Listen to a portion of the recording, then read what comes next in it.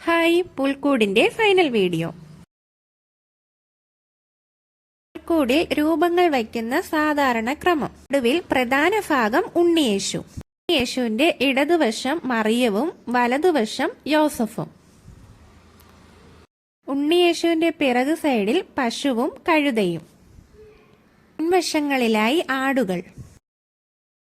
വലത് ഇടത് വശങ്ങളിലായി ഒരു വശത്ത് ഇടയാന്മാരും മറുവശത്ത് ഗ്രാമവാസികൾ, സ്ത്രീകൾ, കുട്ടികൾ. അതിലേക്ക് 3 രാജാക്കന്മാരെ വെക്കണം. കുറച്ച് അകലെയായി, അവര് ദൂരെ നിന്ന് നടന്നു വരുന്നതായുള്ള മാതൃകയിൽ. ബെത്ലഹേം നക്ഷത്രം പുൽക്കൂട്ടിന്റെ മുകളിലായി. മുന്നിൽ ചെറിയ കല്ലുകൾ വഴി പോലെ, സൈഡിൽ വലിയ കല്ലുകൾ, പിറകിൽ മല പോലെ. ഇതാണ് പുൽക്കൂടിലെ രൂപങ്ങളിലെ ചെറിയ ക്രമരീതികൾ. പുൽക്കൂടിന്റെ കഥ. ഇത് ഒരു രാജകൊട്ടാരമല്ല, ഇതൊരു പുൽക്കൂടാണ്. ബെത്ലഹേമിലെ ഒരു തണുത്ത രാത്രിയിൽ ഈ ആഘോഷങ്ങളില്ലാതെ, കൊട്ടാരങ്ങളില്ലാതെ പാവപ്പെട്ട ഒരു പുൽക്കൂട്ടിൽ ഒരു കുഞ്ഞു ജനിച്ചു. അവനാണ് ഉണ്ണിയേശു. അവന്റെ ചുറ്റും നിൽക്കുന്നത് ലോകത്തിലെ ഏറ്റവും വലിയ ആളുകളല്ല, പകരം വശങ്ങളിലായി അമ്മ മറിയവും മറുവശത്ത് അച്ഛൻ യോസഫും സ്നേഹത്തോടെ അവനെ നോക്കി നിൽക്കുന്നു. പുൽക്കൂട്ടിനുള്ളിൽ തന്നെ ഒരു പക്ഷവും ഒരു കഴുതയും ഇരിപ്പുണ്ട്.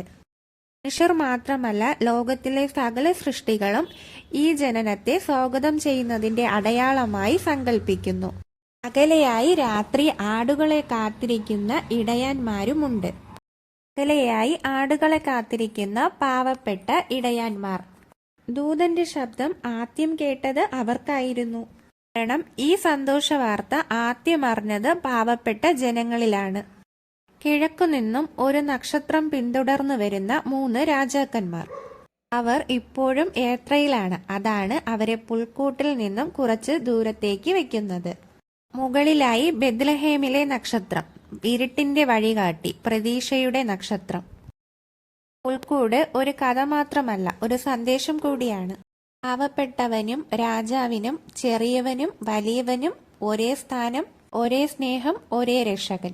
ഇതാണ് നമ്മുടെ പുൽക്കൂടിന്റെ ചെറിയൊരു കഥ. പുൽക്കൂടിന്റെ രാത്രിയുള്ള വിഷ്വൽ കൂടി ഈ വീഡിയോയിൽ തന്നെ ആഡ് ചെയ്തേക്കാം. അപ്പോൾ എല്ലാവർക്കും ഹാപ്പി ക്രിസ്മസ്.